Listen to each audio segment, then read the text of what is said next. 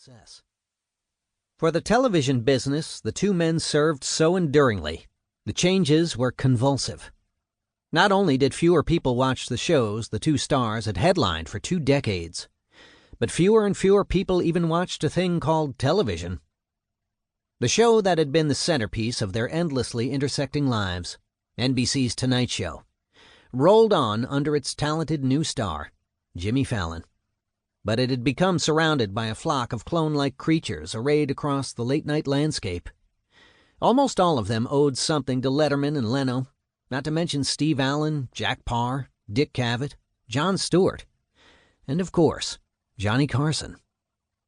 Virtually all the new hosts still told opening monologues, sat behind desks, talked to celebrities, introduced music acts, and said goodnight. And they were almost always men. But the thing that had distinguished The Tonight Show enough to inspire metaphors of royal succession and a king on a throne was lost to time. An entire generation had entered the world and experienced American culture, not knowing why The Tonight Show was a franchise, any different from all those other shows with hosts and guests and couches. They had not seen Johnny Carson, had no idea of the towering impact he had had on the entertainment world, and especially on every comic of Letterman and Leno's generation. Nor why the pursuit of his vacated chair behind the host desk would become the consuming enterprise in the lives of 2 hungry, driven men, one that neither of them were to ever fully let go of. And because the chase was so public between 2 guys who had grown up in comedy together, contemporaries, friends, inspirations for each other's success, and because they were each so talented and appealing, it was all but impossible for much of America to look away, to be disinterested in either the outcome or the psychological fallout. The link between them was simply indelible. During the 2010 Super Bowl, early in the second quarter, a 15-second promotion spot rolled. Letterman sitting on a couch, curmudgeon-faced, eating chips, complaining about being at the worst Super Bowl party ever. Next to him on the couch, revealed as the shot expanded, Oprah Winfrey was shaking her head. And as the shot expanded further, there was Leno, eating his own chip and declaring, "Oh, he's just saying that 'cause I'm here." The gobsmacked reaction reached all the way to the White House, where an amazed President Obama had asked his close aide, David Axelrod, to see if he could find out if what they had just seen was for real. He emailed Jay, who told him, yep, he and Dave had gotten together for a little surprise in the middle of the biggest TV show of the year. Did Dave ever get over it? His achievement was indisputable.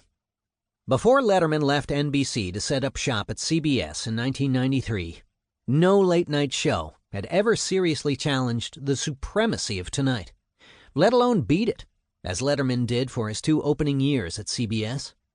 Nor had any other network ever established a late-night franchise that endured past its original host. Dave established 2. His own, passed on to Stephen Colbert, and the 12:35 edition, passed on to James Corden. More than that, Letterman put a personal stamp on late night that was no worse than second to that of Johnny Carson. A generation of viewers and comics idolized Dave for his innovative comedy, and, in the later stages of his career, his often brilliant interviewing. He was sui generis, an American original. Still in public, he disparaged his contributions, labeling his show as frivolous, meaningless, a little dog and pony show. Late in his run, he gave rueful-sounding interviews where he acknowledged that Jay had simply beaten him on the official scoreboard, the ratings. Why had that happened? "The answer is me," he said. "Jay has wider appeal than I do." Privately, Letterman was immensely proud of his body of work, and the people who worked for him knew it. But every spring, Letterman told more or less the same joke. "Passover is a Jewish feast, and it's also what happened to me at NBC." As NBC's late-night plans with Jay and Conan were dissolving into chaos, Dave joked, "I got a call just before I came out here from NBC, and they said, 'Look, we still don't want you back.'" Could Jay let it go? The enduring portrayal of Leno as a usurper who had schemed to claim The Tonight Show out from under his friend. To keep listening to this audiobook for free, click the link in the description. It will take you to a free Audible trial where you can listen to this and many other books for free for 30 days.